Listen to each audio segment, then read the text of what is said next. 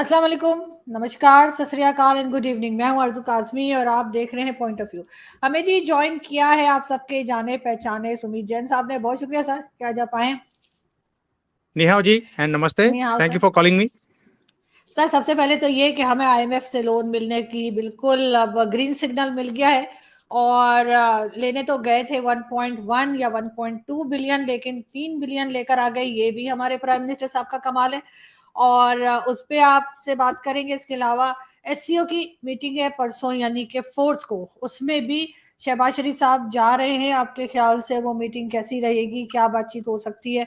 वैसे तो खैर आमने सामने होते तो बात और थी, ऑनलाइन तो आपको पता है कि फिर इतनी ज्यादा लोग जो है वो शायद इंटरेस्ट ना ले रहे हो, खास तौर पे मीडिया, क्योंकि मीडिया तो उसमें ज्यादा खुश था।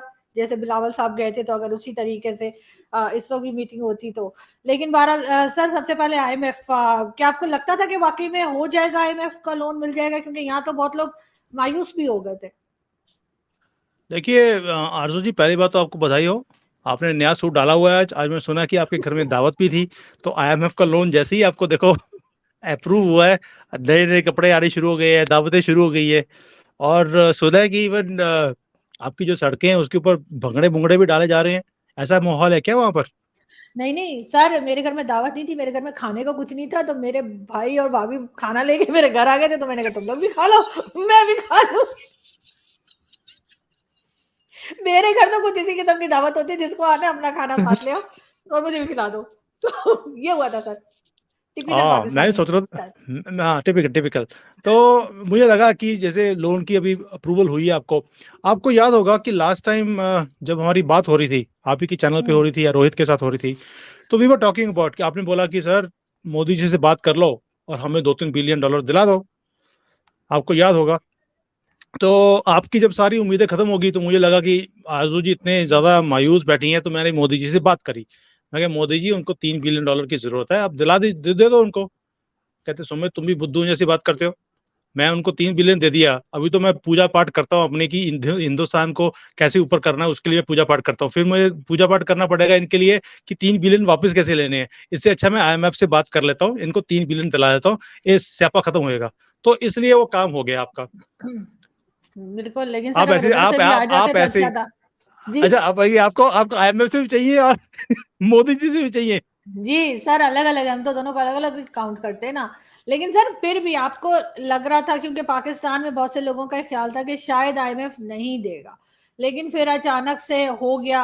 अब इनका कहना ये है, हमारे जो एक्सपर्ट्स हैं, यानी एक्सपर्ट से मेरा मतलब है कि जो इकोनॉमिस्ट हैं और टीवी पर आते हैं, उनका कहना है कि जी रोड मैप मिल गया है पाकिस्तान का। रोड मैप मिल गया से क्या, आपके ख्याल से क्या मुराद हो सकती है? देखिए देखिए, एक तो मोदी जी से जो मेरी बात हुई है, तो वो कहते हैं मुझे इनके ना फाइनेंस मिनिस्टर से डर बड़ा लगता है। मैं कहा सर, आप तो डरने वाले बंदे नहीं है, इनको डर क्यों लगता है? कहते हैं उसके नाम ही डर है। सर तो डर है, वो डर नहीं। इसाक डार साहब है सर, हाँ डर सर, नहीं है। देखो, अब ये पता नहीं है, वो इंग्लिश में तो डर ही लिखा होता है, तो हमें लगा वो कहते हैं उसके डा भी डर है, तो डरना तो चाहिए उसे। और एज फार एज योर जो आपने बोला रोड मैप यही है कि अब कौन सी रोड बनाई जाए जिसमें हमने 3 बिलियन डॉलर खाना है। और कोई भी रोड मैप आपके पास नहीं होता। रोड मैप यही है कि जहां पर कोई सड़क बन ना पाई हो, बन नहीं सकती हो, वहां पर ये रोड अब डिक्लेयर कर देंगे, उसमें से 3 बिलियन निकाल देंगे। So this is the road map which they create always. और मुझे बड़ी हैरानी होती है, आप आपके जो हुक्मरान हैं, मुझे उनसे इतनी हैरानी होती है कि 70 सालों से ऐसा चूरन बेचा है इन्होंने कि इतने रोड मैप्स बना दिए, रोड एक भी नहीं है। सारे मैप जो है वो रोड के ऊपर, जो मैप्स के ऊपर रोड्स हैं, एक्चुअल में कोई रोड नहीं है, और सारे के सारे पैसे जेबों में गए हैं इनके। और ऐसे तो नहीं नए नए सूट आए थे, हम तो खरीद नहीं पाते थे। मैं तो अभी भी 5-6 साल पुराना सूट डाल रहा हूँ, और आप देखो हर रोज नए सूट आ रहे हैं जब से आईएमएफ का लोन मिला है, आपको अप्रूवल मिला है। और आप सही बात देखिए। है।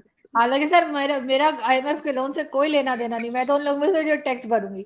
लेकिन सर वो सेल लगी हुई थी सर, एक के साथ एक फ्री, तो इसलिए मैं लेकर आ गई। लेकिन सर मुझे ये बताइए कि एक चीज, सर एससीओ की जो मीटिंग हो रही है, ठीक है, पाकिस्तान भी शिरकत करेगा, बाकी कंट्रीज भी आएंगी, लेकिन पाकिस्तान की बात हम नहीं कर रहे हैं, हम वैसे बात कर रहे हैं कि सर इस मीटिंग की कितनी इंपॉर्टेंस है आपके ख्याल से?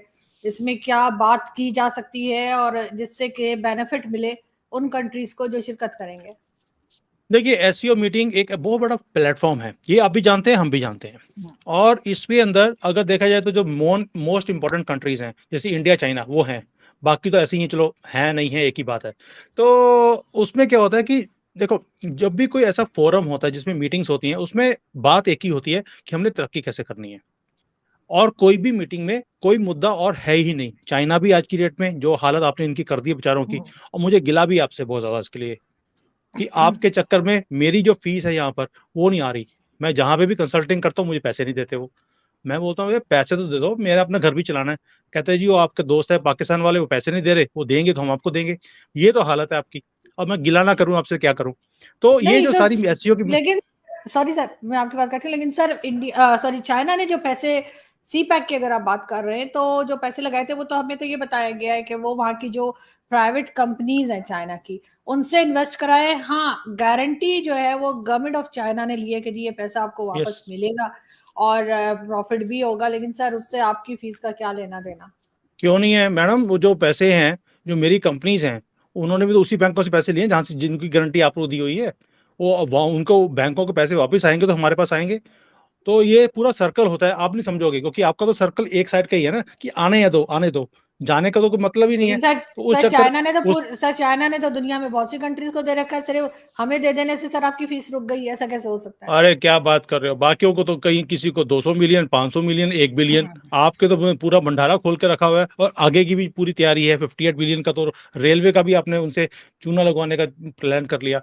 सो व्हाट इज हैपनिंग कि जो एससीओ की मीटिंग्स हैं उसमें यही बात होगी कि भाई अब हम पाकिस्तान से कैसे बचाएं अपने आप को।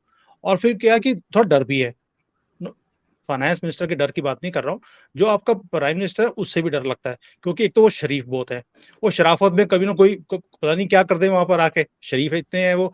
पता लगे वो हम बात कर रहे हैं डेवलपमेंट की, वो बोले यार ये तुमने कौन सा मुद्दा लेके बैठ गए हो। वो फिर उसमें कोई कश्मीर, वो तालिबान और जिहाद, वो कुछ भी बात कर सकते हैं। इसलिए मैं मोदी जी ने बोला भी मुझे कि यार आरजू से बात कर लेना, she is very close to him Shahbaz Sharif, उनसे पूछ लेना कि वो वहां पर हाँ क्या करने वाले हैं। ये ना हो कि वहां पे बिल्कुल। कोई ऐसी वैसी हरकत हो जाए और हमें फिर समझ आएगी क्या कर रहा है इनका।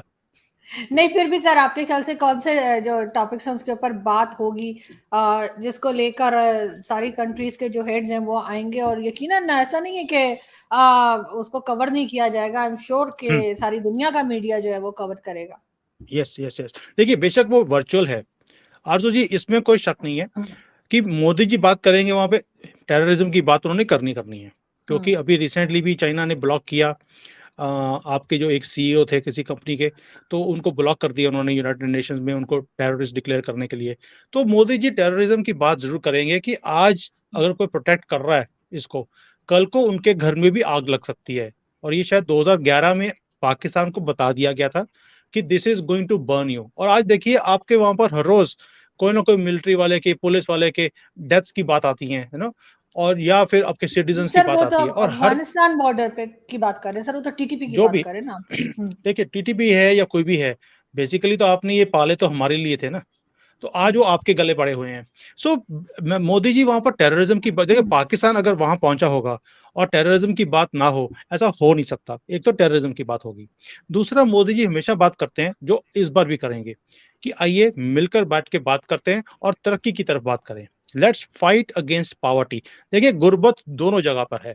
अब तो बाकी पाकिस्तान का ये हाल हो गया है कि जिसके सिर पे हाथ रखता है उसमें भी गुर्बत आनी शुरू हो जाती है। अब चाइना वालों की भी यहाँ पे गुर्बत आ गई है। तो तो वो बात करेंगे कि लेट्स मीट टुगेदर, सभी इकट्ठे बैठे, देखें कि हमने कैसे इस देखो एक बात तो आपको माननी पड़ेगी कि जब से यूक्रेन का वॉर शुरू हुआ है it's become a problem for the whole world. और जो हमारे जैसे कंट्रीज हैं जो जिसको हम डेवलपिंग कंट्रीज बोलते हैं, हमारी कॉस्ट ऑफ लिविंग्स बढ़ गई हैं, हमारी इनकम्स कम हो गई हैं। हाउस होल्ड्स की, मैं कंट्रीज की बात नहीं कर रहा हूँ, हाउस हर घर की जो इनकम्स है वो कम हो रही हैं, लेकिन हमारे एक्सपेंसेस बढ़ते जा रहे हैं। So he is going to talk about these things कि how to fight these things, how we can work together. आपकी जो अच्छाई है वो हम अपने कंट्री में अडॉप्ट करते हैं, हमारी जो सक्सेस की चीजें हैं वो आप अडॉप्ट कीजिए। Let's help each other out. So he is going to talk about these things only. Sir अगर हम इस रीजन की बात करें, एससीओ से हट के अगर हम इस रीजन की बात करें तो इस रीजन में जो इम्पोर्टेंट कंट्रीज हैं या जिनकी वजह से कई लोगों को सफर भी करना पड़ता है समटाइम्स, में अफगानिस्तान भी है। तो सर अफगानिस्तान में जो कुछ होता रहा, चले वो तो हम मानते हैं कि यहाँ से जो है वो ड्रोन्स जा रहे थे और जो कुछ हो रहा था, लेकिन सर उसके बाद जब तालिबान की गवर्नमेंट आ गई उसके बाद भी एक टेंशन बनी हुई है। अब ये नहीं है कि सिर्फ हमारे बॉर्डर पे ही अगर ये लड़ रहे हैं या कुछ भी कर रहे हैं टीटीपी वाले, तो उससे बाकी की कंट्रीज, चाहे वो इंडिया हो, ईरान हो, ये सब लोग ये नहीं कह सकते कि नहीं हम महफूज हैं, चाहे वो चाइना ही क्यों ना हो। ट्रू तो सर ट्रू कुछ आप समझते हैं कि अफगानिस्तान में या टीटीपी को और ये जो अफगान तालिबान है, वो मैं तो खैर दोनों को एक ही समझती हूँ, टीटीपी और तालिबान को, सर इनको कैसे कंट्रोल किया जा सकता है? ये तो तरह तरह की चीजें लाते जा रहे हैं ना अपनी कंट्री में। देखिए आरजू जी, टेररिस्ट टेररिस्ट होता है, उसका किसी मजहब से मतलब नहीं है, किसी कंट्री से मतलब नहीं है, उसकी आइडियोलॉजी एक ही है कि मुझे मारना है। जो उसको पैसे दे देगा वो दूसरे की तरफ वो उसको मारना शुरू कर देगा। इंडिया इस चीज को बहुत अच्छी तरह से समझता है, चाइना भी समझता है। देखिए आपने उन्हें पांचवा सूबा बनाने की कोशिश करी, 20 साल लगे रहे कि हमारा पांचवा सूबा बन जाएगा, वो नहीं बने। चाइना भी आज की डेट में इसलिए डर के मारे वहां पर सीपैक की भी एक्सटेंशन की बात करता है और माइनिंग की बात करता है, इंडिया भी डेवलपमेंट की बात करता है। ये ठंडे रहेंगे, हम भी सुख से कुछ साल निकाल लेंगे। बिकॉज देखिए टेररिस्ट का जो बेसिक फंडामेंटल है वो लड़ाई है। वो अगर किसी से और नहीं लड़ेंगे, वो आपस में लड़ने शुरू कर देंगे। सो ये चीज जो है, जो आप कह रही हैं कि it's a problem for everybody, of course ये सबके लिए प्रॉब्लम है और इसका हल कोई नहीं है। बिकॉज उन्होंने अपनी गवर्नमेंट बना ली वहां पर, अमेरिका इंटरेस्टेड नहीं है। अब ये वॉर, देखिए एक तो ये है कि अगेन वॉर अगेंस्ट टेरर शुरू किया जाए। अब इतने पैसे किसी भी कंट्री के पास नहीं है कि दोबारा से वॉर पे जा सकते हैं। तो इसलिए कहीं ना कहीं तालिबान को एक्सेप्ट करना पड़ेगा। मैं ये नहीं कह रहा हूँ कि उनकी गवर्नमेंट को एक्सेप्ट करो, उनकी प्रेजेंस को एक्सेप्ट करना पड़ेगा। वो हम कर रहे हैं। हम एक ही काम कर सकते हैं कि वहां पे डेवलपमेंट की बात कर सकते हैं, वो हम कर रहे हैं। चाइना भी डेवलपमेंट की बात कर रहा है। There is nothing else we can do. लेकिन सर सी पैक के अंदर तो ये भी बात की जा रही है कि ईरान को और अफगानिस्तान को भी शामिल किया जाए, तो यस, आपको लगता है ये पॉसिबल है? चले ईरान का तो किसी हद तक मैं समझ सकती हूँ, लेकिन अफगानिस्तान में जिस तरह का माइंडसेट देखने में आया है, क्या आपको लगता है कि ये कोई सही एडवाइस या सही हमारी सोच होगी इनको शामिल करना सी पैक में? आरजू जी, आप ही के चैनल पर सबसे पहले मैंने आपको बताया था कि Chinese are looking at alternate. Alternate का मतलब है वो पाकिस्तान प्लस किसी और कंट्री के थ्रू रूट निकालने की कोशिश कर रहे हैं, क्योंकि आपके ऊपर भरोसा करना इम्पॉसिबल है उनके लिए। अब चाइनीज को चूना लग गया है, अभी दोबारा भरोसा नहीं करेंगे।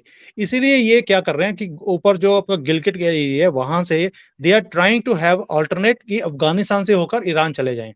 अफगानिस्तान को कुछ नहीं चाहिए, दे ओनली नीड कि एक तो रिकॉग्निशन चाहिए उनको, तालिबान को, दूसरा उनको पैसे चाहिए। तो चाइना अगर रिकॉग्निशन नहीं भी देगा, उनको रिकॉग्नाइज नहीं करेगा, तो पैसे दे सकता है।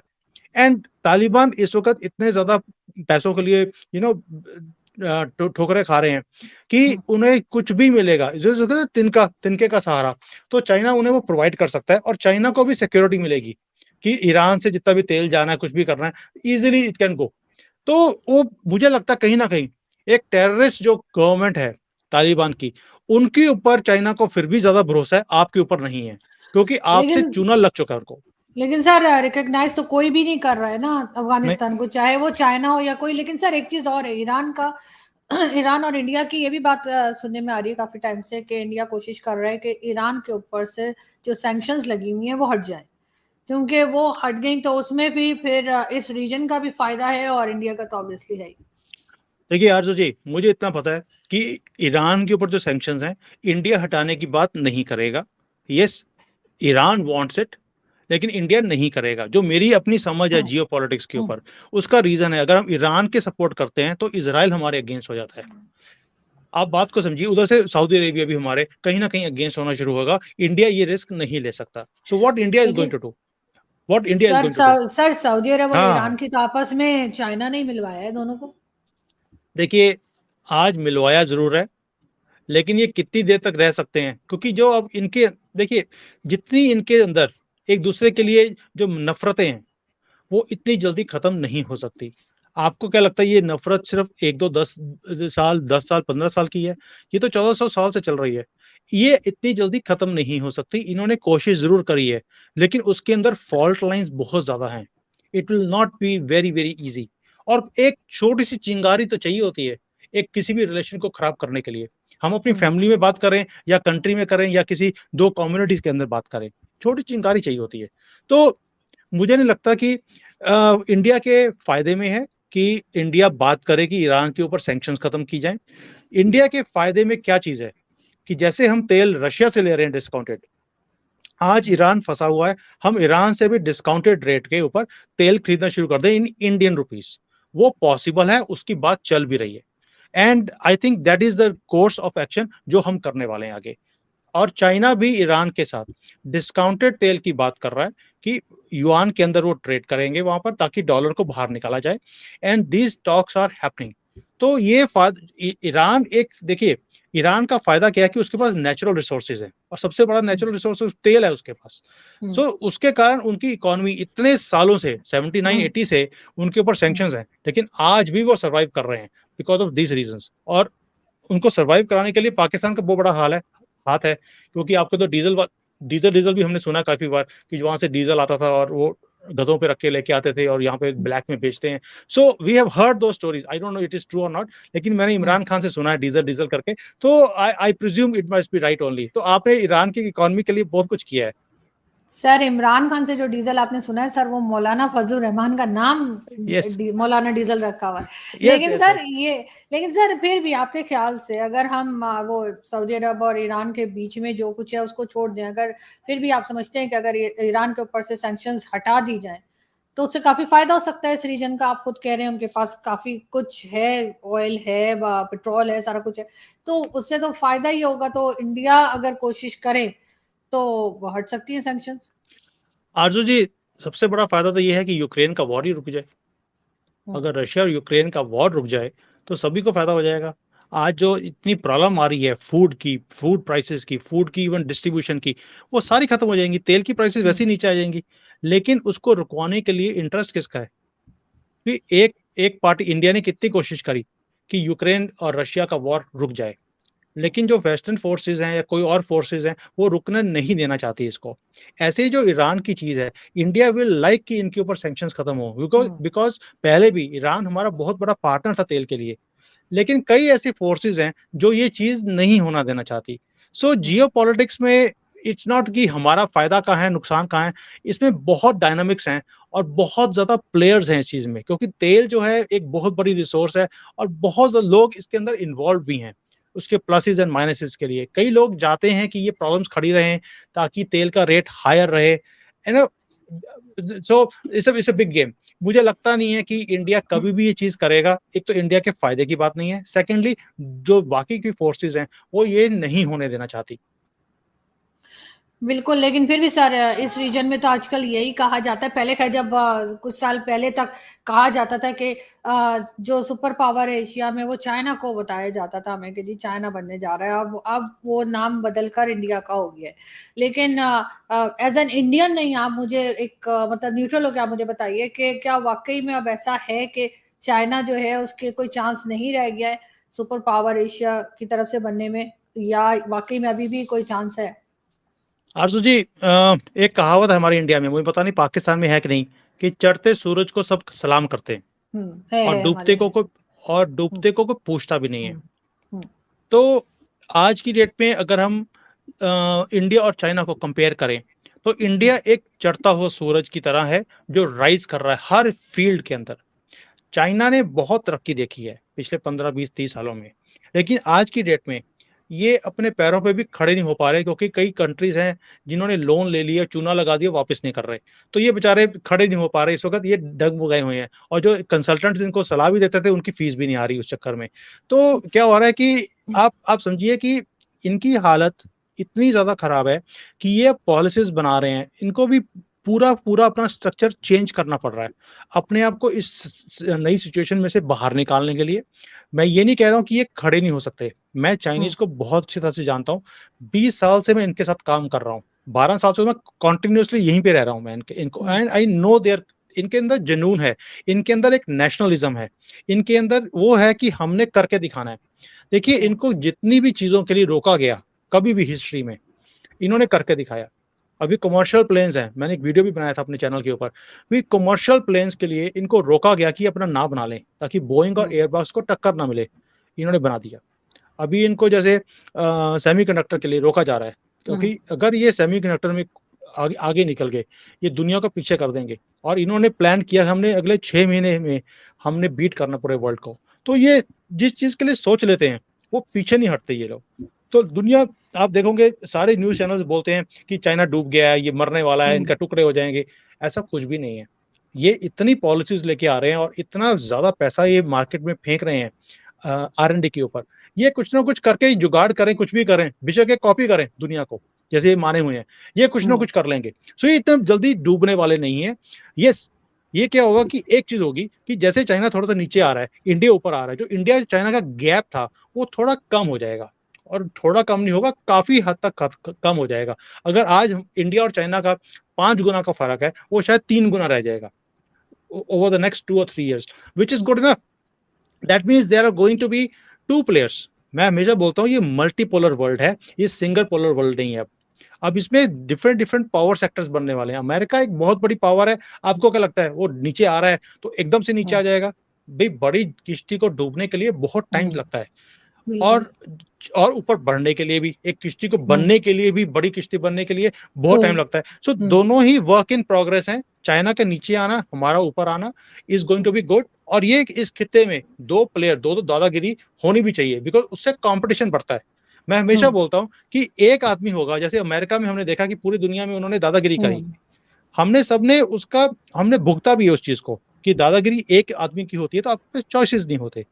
तो अब जब 2 प्लेयर्स होंगे और 2 बड़े प्लेयर्स, जिनकी दोनों की पॉपुलेशन बहुत बड़ी है, शायद वर्ल्ड की 30-40% पॉपुलेशन 2 कंट्रीज को मिला ले तो बन जाती है।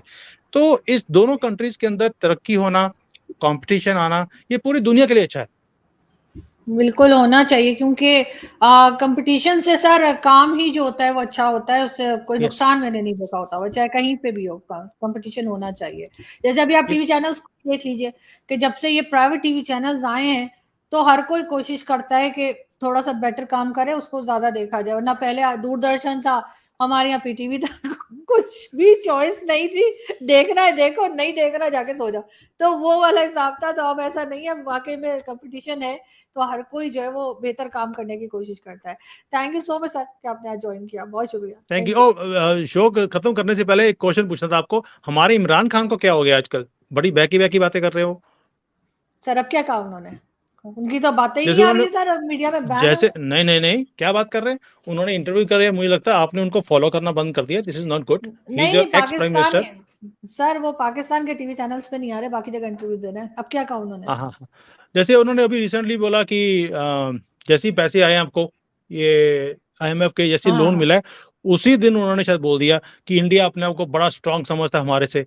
अब मुझे लगा यार ये बड़ी बहकी बहकी बातें शुरू कर दी। पहले तो बड़ी तारीफें कर रहे थे इंडिया की, इंडिया इतना अच्छा है, मोदी जी इतने अच्छे है, फॉरेन पॉलिसी इतनी अच्छी है। जैसे ही पैसे मिले तेवर चेंज हो गए। वही सर, जो है वैसे उन पैसों का मोदी जी से क्या ताल्लुक, लेकिन पता नहीं, ये स्टेटमेंट मैंने उनकी देखी नहीं, लेकिन अब चेक जरूर करूंगी। लेकिन जाते जाते मैं, जो लोग हमें देख रहे हैं उनसे ये भी रिक्वेस्ट है कि मेरे चैनल को भी और सुमित सर के चैनल को भी सब्सक्राइब करना ना भूलिएगा, मैं नीचे लिंक भी दे दूंगी। Thank you so much sir, बहुत शुक्रिया। Thank you ji, thank you, thank you. Thank you, thank you.